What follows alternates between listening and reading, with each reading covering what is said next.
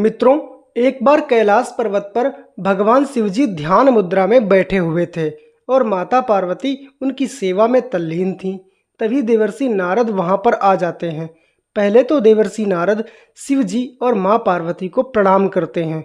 फिर उनसे कहते हैं, हे प्रभु, आपने जो ये अद्भुत संसार बनाया है ये अत्यंत विचित्र है। यहाँ हर व्यक्ति अपने किए हुए अच्छे और बुरे कर्मों का फल भोगता है, लेकिन क्या पिता के कर्मों का फल पुत्र को और पुत्र के कर्मों का फल पिता को भी भोगना पड़ता है? प्रभु, क्या ऐसा भी होता है?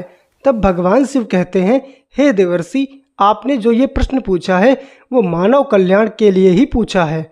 व्यक्ति के खुद के कर्मों का प्रभाव तो उसके जीवन पर पड़ता ही है, साथ में उसके पूर्वजों द्वारा किए गए कर्मों का फल भी उसे भोगना पड़ता है। इसी के साथ ही व्यक्ति जो कर्म इस जन्म में कर रहा है उसका फल उसे अगले जन्म में भी भोगना पड़ता है। मैं आपको इसे एक कथा के माध्यम से समझाऊंगा। कथा बहुत ही प्राचीन है। ये कथा अत्यंत सुंदर और महत्वपूर्ण होने वाली है, इसलिए मित्रों कहानी को पूरा सुनना और वीडियो के अंत तक हमारे साथ में बने रहना। आगे बढ़ने से पहले चैनल को सब्सक्राइब करके बेल आइकन को अवश्य दबा लें ताकि आपके पास वीडियो का नोटिफिकेशन सबसे पहले पहुंच सके। बहुत पुराने समय की बात है। किसी गांव में एक किसान रहता था। वह किसान बहुत ही गरीब था। किसी तरह से मेहनत और मजदूरी करके अपने घर का खर्च चलाता था। उसे मजदूरी में 10 रुपये मिलते थे। उसमें से 4 रुपये वो नित्य प्रति दान करता था और 6 रुपये में अपने परिवार का पालन पोषण करता था। इसी तरह से करते हुए कुछ समय बीत गया और इसके पश्चात उसके 2 पुत्र हुए। अब उस किसान के परिवार में कुल 4 सदस्य हो गए, 2 पति पत्नी और उसके 2 जुड़वा लड़के। धीरे धीरे उनके पालन पोषण में किसान को समस्या होने लगी। एक दिन किसान के लड़के ने अपने पिताजी से कहा, पिताजी, आप नित्य 10 रुपये कमाते हैं, जिसमें से 4 रुपये आप दान कर देते हैं। आखिर हम अपना गुजारा कैसे कर पाएंगे? किसान को चुप देखकर उसकी पत्नी ने कहा, नहीं बेटा, ऐसी कोई बात नहीं है। आपके पिताजी तो रोज़ 10 रुपये कमाते हैं और 4 रुपये दान कर देते हैं। यह आपके लिए ही दान करते हैं, दूसरों के लिए नहीं। लेकिन वह दोनों लड़के इस बात को नहीं समझते थे, क्योंकि वह दोनों नन्हे बालक थे। फिर इसी तरह से कुछ समय और बीतता गया और किसान के दोनों लड़के धीरे धीरे और बड़े होने लगे। इधर किसान को एक दिन अचानक हृदय का दौरा पड़ने से उसकी मृत्यु हो गई। किसान की पत्नी और उसके दोनों लड़कों को पिता की मृत्यु पर बड़ा दुख हुआ। एक दिन किसान के दोनों लड़कों ने अपनी माँ से पूछा, माताजी, हमारे पिताजी कहाँ चले गए हैं? किसान की पत्नी ने कहा कि बेटे, तुम्हारे पिताजी हम सबको छोड़कर भगवान शिवजी के पास चले गए हैं। जब तुम्हारे पिताजी थे तो रोज़ाना 10 रुपये कमाते थे और 6 रुपये की बचत करते थे। हमारा पालन पोषण उसी 6 रुपये में करते और बाकी 4 रुपये दान कर देते थे। अब हमारा पालन पोषण कैसे होगा? कैसे भरेगा हमारा पेट?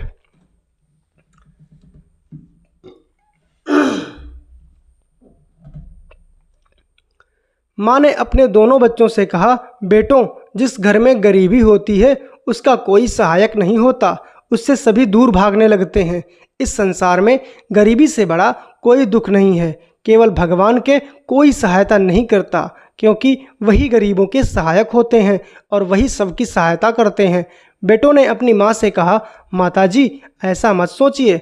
हम दोनों भाई भगवान शिवजी के पास जाएंगे और अपने पिताजी को वापस लेकर आएंगे। जहाँ भी पिताजी होंगे हम वहाँ दोनों भाई उन्हें खोज कर जरूर लाएंगे। अगले दिन की बात है। किसान की पत्नी अपने दोनों लड़कों को घर पर छोड़कर गांव में किसी काम के लिए चली गई और उधर जो उसके दोनों लड़के थे वो दोनों भाई आपस में विचार करने लगते हैं, क्यों ना हम कैलाश पर्वत पर भगवान शिवजी के पास चलें और अपने पिताजी को वापस लेकर आएं। ऐसा सोचकर वे अपनी माँ को बताए बिना ही अपने पिताजी को लाने के लिए चल पड़े। चलते चलते काफ़ी समय बीत गया। उसी समय उनको थकान का अनुभव हुआ और दोनों भाई एक बरगद के पेड़ को देखकर उसकी छाया में आकर बैठ गए। दोनों भाइयों ने सोचा कि बरगद के इस पेड़ की छाया में बैठकर थोड़ा सा विश्राम करते हैं। फिर दोनों भाई उसी बरगद की छाया में बैठ गए। तब उस बरगद के पेड़ ने कहा, बेटे, तुम लोग कौन हो और कहाँ जा रहे हो? मेरी छाया में आज तक तुम्हारे जैसे कोमल और अच्छे हृदय वाले बालक नहीं बैठे हैं। फिर उन दोनों बच्चों ने कहा, हम किसान के बेटे हैं और अपने पिताजी को लाने के लिए हम कैलाश पर्वत पर भगवान शंकर के पास जा रहे हैं। उस बरगद के पेड़ ने जब उन बच्चों की बात सुनी तो कहा, पुत्रों, तुम मेरे लिए भी भगवान शिव से एक प्रश्न पूछ कर आना। वह पेड़ कहने लगा, मैं कई वर्षों से यहाँ पर लगा हुआ हूँ, लेकिन मेरा एक भी पत्ता जमीन पर नीचे नहीं गिरता और ना ही मेरी कोई डाली कभी झुकती है। मैं कितने वर्षों तक और यहाँ पर खड़ा रहूँगा? मैंने अपने पूर्व जन्म में ऐसा कौन सा पाप किया है जिस कारण से मुझे इस योनि से मुक्ति नहीं मिल पा रही है? इसका कौन सा कारण है? तब उन लड़कों ने कहा, ठीक है, हम भगवान शिव जी से तुम्हारा यह प्रश्न पूछ कर जरूर आएंगे। इतना कहकर वे दोनों बालक वहाँ से आगे चल दिए। चलते चलते रास्ते में उन्हें एक बहुत ही भयानक सर्प मिल गया। उस सर्प को देखकर वे दोनों भाई डर के मारे सहम गए और वहीं पर खड़े हो गए। वहाँ से भागने ही वाले थे, तभी वह सर्प मनुष्य की आवाज़ में बोलने लगा और कहने लगा, हे बच्चों, तुम मुझसे डरो मत। मुझे इतना बताओ कि तुम कौन हो और कहाँ जा रहे हो। वह दोनों बच्चे उस सर्प के पास गए और हाथ जोड़कर कहने लगे, हे नाग देवता, हम दोनों किसान के पुत्र हैं और हम दोनों जुड़वा भाई हैं। हम दोनों कैलाश पर्वत पर भगवान शिव जी के पास अपने पिताजी को लेने के लिए जा रहे हैं। उस सर्प ने कहा, बच्चों, तुम भगवान शिव जी से मेरा भी एक प्रश्न पूछ कर आना। मैं कई वर्षों से यहाँ पर पड़ा हुआ हूँ, मेरे से चला भी नहीं जाता। मेरे शरीर में अब इतनी जान भी नहीं है कि मैं थोड़ा सा भी चल फिर सकूं। मैंने अपने पूर्व जन्म में ऐसा कौन सा पाप किया है जिस कारण से मुझे इस योनि से मुक्ति नहीं मिल पा रही? इसका कौन सा कारण है? तब उन लड़कों ने कहा, ठीक है, हम भगवान शिव जी से तुम्हारा यह प्रश्न पूछकर जरूर आएंगे। इतना कहकर वे दोनों लड़के आगे चलने लगे। फिर चलते चलते रास्ते में उन्हें एक सेठ जी मिले। सेठ ने कहा, बच्चों, तुम दोनों कौन हो और कहाँ जा रहे हो? देखने में तुम बड़े ही सुकुमार और कोमल से लग रहे हो। उन लड़कों ने कहा, अरे सेठ जी, हम दोनों एक कृषक के बेटे हैं और हम दोनों सगे भाई हैं। हम दोनों कैलाश पर्वत पर भगवान शंकर के पास अपने पिताजी को लाने के लिए जा रहे हैं। फिर उस सेठ ने कहा, यदि तुम भगवान कैलाशपति के पास जा रहे हो तो मेरा भी एक प्रश्न पूछ कर आना। मैं चलते हुए राहगीरों की प्यास बुझाने के लिए कई सालों से यहाँ पर एक कुआं खुदवा रहा हूँ, लेकिन इसमें पानी अभी तक नहीं निकला। मैंने अपने पूर्व जन्म में ऐसा कौन सा अपराध किया था जिस कारण से इस कुएं में अभी तक पानी नहीं निकला? इसका क्या कारण है? उन लड़कों ने कहा, ठीक है सेठ जी, हम भगवान कैलाशपति से आपके इस प्रश्न का उत्तर जरूर पूछ कर आएंगे। इतना कहकर वे दोनों लड़के वहाँ से आगे चलते गए और चलते चलते उन्हें एक बहती हुई नदी मिली। फिर धीरे धीरे दोनों भाई उस नदी को पार करते हुए चले गए और उनके पैरों में एक मछली पड़ी। मछली कहने लगी, बच्चों, तुम कौन हो और कहाँ जा रहे हो? तुम दोनों बिना नाव के ही क्यों जा रहे हो?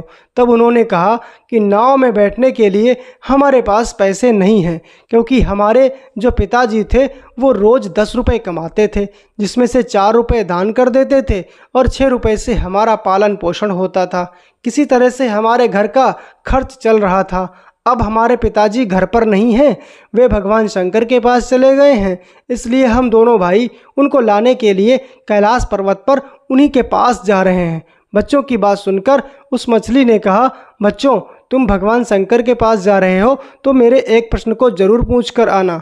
कई वर्षों से मैं इस नदी में भटक रही हूँ, मेरी 7 पीढ़ियाँ गुजर गईं, परंतु मैं अभी तक इसी नदी में गुजर रही हूँ। मैंने अपने पूर्व जन्म में ऐसा कौन सा अपराध किया था जिसके कारण मुझे इस योनि से मुक्ति नहीं मिल पा रही है? इसका क्या कारण है? तब उन लड़कों ने कहा, ठीक है, हम भगवान शंकर से तुम्हारे इस प्रश्न का उत्तर जरूर पूछेंगे और लौटते समय तुम्हें बता कर जाएंगे। इतना कहकर वे दोनों लड़के वहाँ से आगे बढ़े। चलते चलते दोनों भाई नदी के दूसरे किनारे पर पहुँच गए और दूसरे किनारे पर जब वे पहुँचे तो उन्होंने देखा एक मरा हुआ व्यक्ति वहाँ पर पड़ा हुआ है। दोनों भाई उस मरे हुए आदमी को लांघ कर जाने लगे तो वह मरा हुआ आदमी चिल्लाने लगा और कहने लगा, बच्चों, तुम कौन हो? कहाँ जा रहे हो? उन लड़कों ने उसकी आवाज़ सुनकर कहा, हम किसान के बेटे हैं और हम दोनों भाई हैं। कैलाश पर्वत पर भगवान शिव जी के पास अपने पिताजी को लेने के लिए जा रहे हैं। उस मृतक ने कहा, तुम भगवान शिव जी से मेरे भी एक प्रश्न का उत्तर लेकर आना। मेरा शरीर कई वर्षों से इस नदी के किनारे पर ही है। कभी कभार जब पानी का हिलोरा आ जाता है और तब मैं अंदर चला जाता हूँ, परंतु इसके बाद वापस बाहर निकलकर किनारे पर पड़ा रहता हूँ और मेरा शरीर ना तो गलता है और ना ही सड़ता है। इतने सालों से जैसे का तैसा ही है। मैंने अपने पूर्व जन्म में ऐसा कौन सा पाप किया था जिसके कारण मुझे इस शरीर से मुक्ति नहीं मिल पा रही है? इसका क्या कारण है? उन लड़कों ने कहा, ठीक है, हम भगवान शिव जी से तुम्हारे इस प्रश्न का उत्तर जरूर पूछ कर आएंगे। इतना कहकर वे दोनों लड़के चलने लगे। वहाँ से चलते चलते दोनों भाई कैलाश पर्वत पर भगवान शिव जी के पास पहुँच गए और हाथ जोड़कर भगवान शिव जी से दोनों भाइयों ने प्रणाम किया और कहने लगे, हे भोलेनाथ, मेरे पिताजी कहाँ पर हैं? जब हमारे पिताजी घर पर थे तो वे रोज़ाना 10 रुपये कमाते थे, जिसमें से 4 रुपये दान कर देते थे और 6 रुपये से हम लोगों का पालन पोषण होता था। अब जब वे घर पर हैं नहीं तो हम दोनों भाई और हमारी माँ भूख से तड़प रहे हैं। आप उन्हें जल्दी से हमारे साथ घर पर भेज दीजिए। भगवान शंकर ने कहा, ठीक है, मैं तुम्हारे पिताजी को घर पर भेज दूंगा। पहले तुम दोनों भाई यहाँ पर बैठो। भगवान शंकर ने उन दोनों लड़कों को अपने पास में बिठाया और उनको भोजन कराया और भोजन कराने के बाद पूछा कि तुम और क्या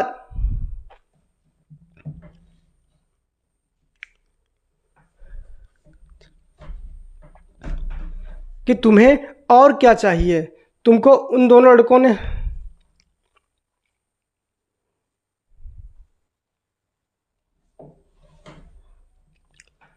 तब उन दोनों लड़कों ने रास्ते में जो जो उनको मिला था उनके प्रश्न भगवान शिव जी से पूछ लिए। भगवान शंकर ने उन सभी प्रश्नों का उत्तर उनको दे दिया और कहा, जाते समय उन सबको उनके उत्तर बताकर जरूर जाना। भगवान शंकर ने कहा, तुम दोनों अब अपने घर पर जा सकते हो। तुम्हारी माँ तुम्हारी प्रतीक्षा कर रही होगी। तुम्हारे पिताजी तुम्हारे घर पहुँच जाएंगे। फिर दोनों भाई भगवान शिव जी को प्रणाम करके वापस अपने घर के लिए चलने लगे। चलते चलते रास्ते में सबसे पहले उन्हें वही मरा हुआ आदमी मिला जो नदी के दूसरे किनारे पर पड़ा हुआ था। उन दोनों लड़कों को देखकर वो मरा हुआ आदमी कहने लगा, बच्चों, तुमने भगवान शिव जी से मेरा प्रश्न पूछा था? तब उसने कहा, हाँ, हमने भगवान शंकर से तुम्हारे प्रश्न का उत्तर पूछा था। भगवान शिव जी ने बताया कि तुम पहले बहुत बड़े विद्वान थे, परंतु किसी को भी अपना ज्ञान बांटते नहीं थे, और जब तुम मर गए तो वो ज्ञान तुम्हारे अंदर ही खौल रहा है। जब तक तुम अपना ज्ञान किसी को नहीं बांटोगे तब तक तुम्हारी आत्मा को शांति नहीं मिलेगी। उस मृतक ने कहा, बच्चों, अब ऐसी हालत में मेरे पास ज्ञान लेने के लिए कौन आएगा?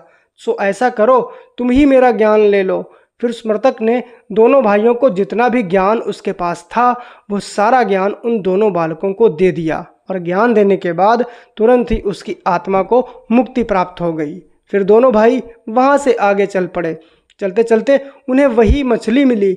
मछली ने कहा, बच्चों, क्या तुमने भगवान शंकर से मेरा प्रश्न पूछा था? उन दोनों बालकों ने कहा, हाँ, भगवान शंकर से मैंने तुम्हारा प्रश्न पूछा था। उन्होंने कहा है कि तुम्हारे अंदर अमृत है। जब तक तुम इस अमृत को किसी को नहीं दोगी तब तक तुम ऐसे ही व्याकुल रहोगी। फिर मछली ने कहा, बच्चों, अब मुझे यहाँ पर कौन मिलेगा? तुम ही मेरा अमृत ले लो। फिर मछली ने अपना अमृत उन दोनों बच्चों को दे दिया और अमृत देते ही उस मछली की आत्मा को मुक्ति प्राप्त हो गई। और इसी तरह से दोनों भाई फिर वहाँ से आगे बढ़े। तो चलते चलते रास्ते में उन्हें वही सेठ जी मिले जो राहगीरों के लिए कुआं खुदवा रहे थे। उन सेठ जी ने जैसे ही लड़कों को देखा तो बड़े प्रेम से हाथ जोड़कर कहने लगे, बेटे, तुम लोगों ने मेरे प्रश्न का उत्तर भगवान शिव जी से पूछा था या नहीं? उन्होंने कहा, हाँ, पूछा था। भगवान शंकर ने कहा है कि आपके घर में 2 युवा कन्याएं कुंवारी बैठी हुई हैं। जब तक उन दोनों कन्याओं का विवाह नहीं करोगे और कन्यादान नहीं करोगे तब तक इस कुएं से पानी नहीं निकलेगा। पहले जो तुम्हारा कर्म है उसे करो, जो ईश्वर ने तुमको दायित्व सौंपा है पहले उस दायित्व को निभाओ, उसके बाद इस कुएं को खुदवाओ। पहले अपने घर के, अपनी गृहस्थी के कार्य संभालो, उसके बाद परोपकार के कार्य करो। फिर उस सेठ ने कहा, मैं कन्याओं के लिए वर ढूंढने कहाँ जाऊँगा? सो ऐसा करो, तुम दोनों मेरी कन्याओं से विवाह कर लो। फिर उस सेठ ने अपनी दोनों कन्याओं का विवाह उन दोनों बालकों के साथ कर दिया और उन्हें वहाँ से विदा करते हुए बहुत सारा धन और उपहार दिया। फिर दोनों भाई आगे चल पड़े। चलते चलते रास्ते में उनको वही सर्प मिला। उस सर्प ने कहा, बच्चों, क्या तुमने भगवान शिव जी से मेरे प्रश्न का उत्तर पूछा था? तब उन्होंने कहा, हाँ पूछा था। भगवान शंकर ने कहा कि तुम्हारे पास में जो मणि है, वह मणि तुम धरती पर नहीं उगलते हो और ना ही कभी किसी को दान करते हो। जब तक तुम इस मणि का दान नहीं करोगे, तब तक तुम्हारा शरीर ऐसे ही बने रहेगा। फिर उस सर्प ने कहा, बच्चों, मैं यह मणि तुम्हें ही दान करता हूँ, और दोनों भाइयों को दे दी। और इसके बाद सर्प ने वह मणि दोनों भाइयों को दे दी और मणि को देते ही उस सर्प की आत्मा तुरंत मुक्ति को प्राप्त हो गई। इस तरह से वे दोनों भाई फिर से आगे चले और चलते चलते रास्ते में उन्हें वही बरगद का विशाल पेड़ मिला, जिसके नीचे छाया में वे पहली बार बैठे थे। उसने पूछा, बच्चों, क्या तुमने भगवान शिव जी से मेरे प्रश्न का उत्तर पूछा था? तब उन्होंने कहा, हाँ पूछा था। भगवान शंकर ने कहा कि पूर्व जन्म में तुम्हारा काम गुरुकुल में बच्चों को शिक्षा देना था। तुम्हारा एक गुरु का पद था, परंतु उसके बदले में छोटे छोटे बच्चों से तुम अपना काम करवाते थे, अपने हाथ पैर दबवाते थे, उन्हें अच्छी तरह से ज्ञान देते ही नहीं थे। तुम पूर्व जन्म में बहुत बड़े विद्वान थे, परंतु तुमने बच्चों को कभी सही से नहीं पढ़ाया। आज उन बच्चों के श्राप के कारण तुम हिलडुल नहीं सकते। तुम्हारे अंदर जो ज्ञान भरा हुआ है, उसे किसी को दे देना, इसके बाद में तुम्हें मुक्ति प्राप्त हो जाएगी। फिर उस बरगद के पेड़ ने कहा, मैं तो कहीं जा भी नहीं सकता, इसलिए यह ज्ञान तुम ही ले लो। उस बरगद के पेड़ ने दोनों भाइयों को अपना जितना भी ज्ञान था वो सब दे दिया, और जैसे ही उस बरगद के पेड़ ने उन दोनों बच्चों को अपना ज्ञान दिया, तो उसकी भी आत्मा को शांति मिल गई और उस पेड़ की योनि से मुक्ति मिल गई। फिर दोनों भाई चलते चलते अपने घर पहुँचे। जब दोनों भाई अपने घर पहुँचे तो किसान की पत्नी उनको देखकर बड़ा खुश हुई और कहने लगी, पुत्रों, तुम दोनों कहाँ चले गए थे और ये दोनों सुंदर लड़कियाँ तुम्हारे साथ में कौन हैं? फिर दोनों भाइयों ने जो भी उनके साथ घटनाएं घटी वो सब कुछ अपनी माँ को बता दिया। अब उन्हें ज्ञान हो चुका था कि हमारे पिताजी वापस नहीं आ सकते, अब उनकी मुक्ति हो चुकी है। उनके पिताजी ने जो दान धर्म किया था, उसका फल उन दोनों भाइयों को भगवान शिव जी ने दे दिया है।